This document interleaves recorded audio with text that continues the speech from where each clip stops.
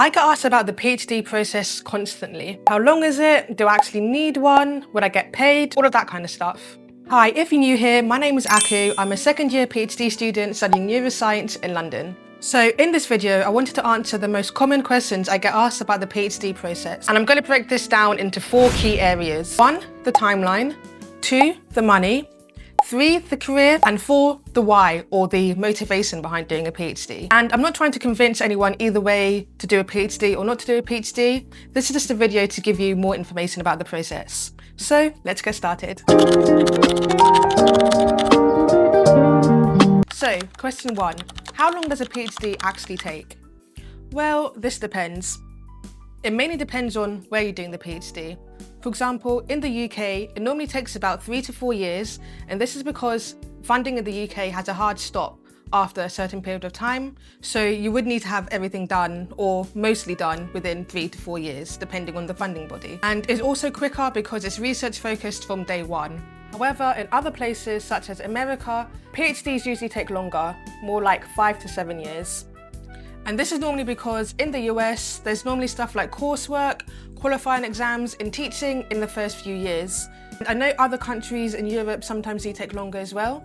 So the short answer is, it really does depend on where you're doing the PhD. The question I get asked is, can I finish early if I try really hard? So the answer to this is technically yes, but realistically, no. This is because a PhD isn't really like undergrad. It's not about ticking boxes, but it's about finding something new or novel. And if I'm honest, you can't really hurry science. Even if you work 80 hours a week, there's always stuff that can get in the way. For example, if your mouse colony doesn't breed, it doesn't breed. And the third question I normally get asked is, can you do a PhD part-time?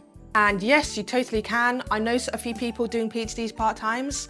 However, part-time PhDs do take double the amount of time. So in the UK, this would be about 6 to 8 years.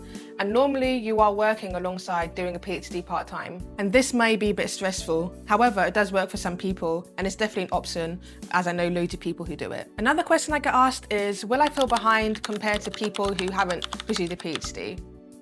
And honest answer, sometimes yes, that feeling can sneak up on you.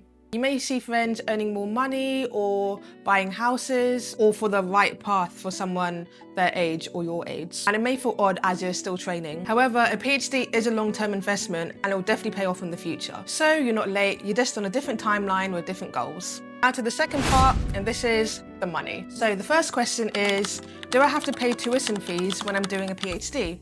And the golden rule in STEM-related PhDs is to never ever fund your own PhD. If you're doing science research, the tuition fee could be waived by the university or funded by an external funding body. But if you get into a program and they ask you to pay tuition, this is a big red flag. The next question is, do PhD students actually get paid?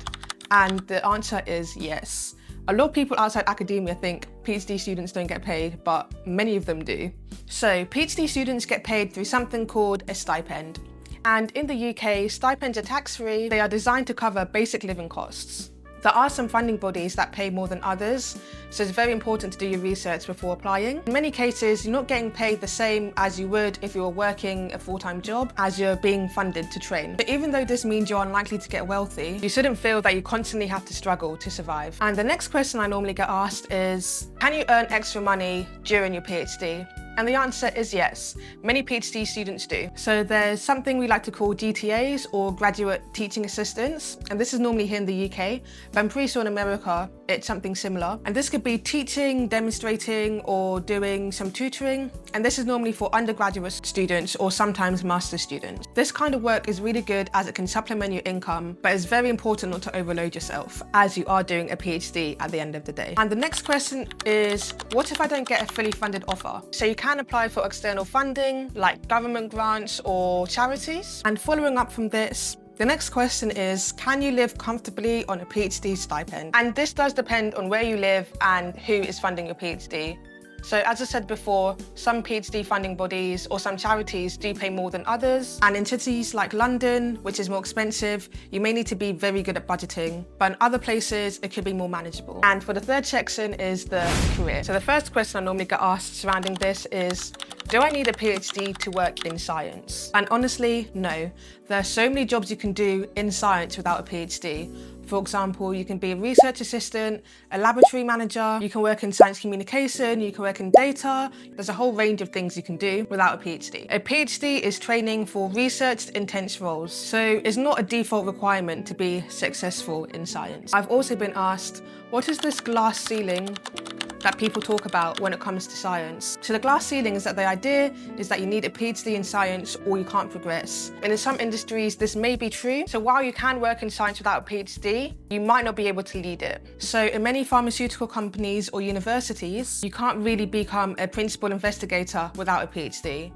But if this is not your goal, then you really don't need a PhD. The next question is, does a PhD limit my career options?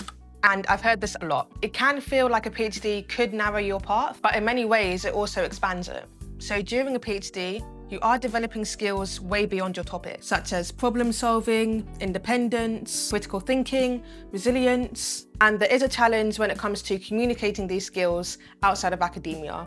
And this is why some people may find it hard. And the next question is a PhD worth it if I don't want to stay in academia? Honestly, it depends on what you value and what kind of work you want to do. If you enjoy deep thinking and long-term projects and research, doing a PhD could still be worthwhile, even if staying in academia isn't your end goal. And for the final section is the why, or the motivation. So a lot of people ask me, am I smart enough to do a PhD? And my answer is, a PhD is really not about intelligence. It's about 10% intelligence and then 90% perseverance. It's not about being a genius or being the smartest person in the room, but it's more about being stubborn. If you can fail 100 times and still try again for 101 times, then a PhD is for you. The next question is, what is a bad reason to do a PhD? And honestly, don't do a PhD because you don't know what to do after graduation. And don't do it for the doctor title because honestly, people don't even use it anyway. And the burnout may catch up with you if your heart isn't really in research. Next question is it worth the stress? Now, this is a good question. If you love the feeling of discovery or finding something new, or expanding the boundaries of knowledge, then yes, it's definitely worth the stress. However, I won't lie, sometimes it does get really stressful because it's not really like undergrad and no one's really holding your hand, so you have to be very self-motivated and willing to do all the work yourself. But I still do love my PhD. And the final question is, how do you stay motivated when things get hard? And so motivation does come and go, but small routines, community, and remembering why you started in the first place does really help. And also, to stay motivated, it's very important to ask for help from your colleagues because they probably do know the answer if they've been there longer, so you don't have to struggle alone.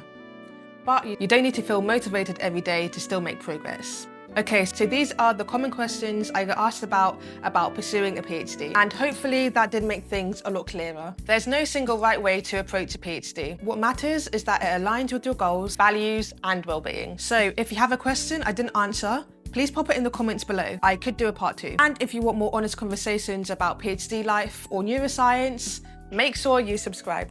Thanks you so much, and I'll see you in the next video.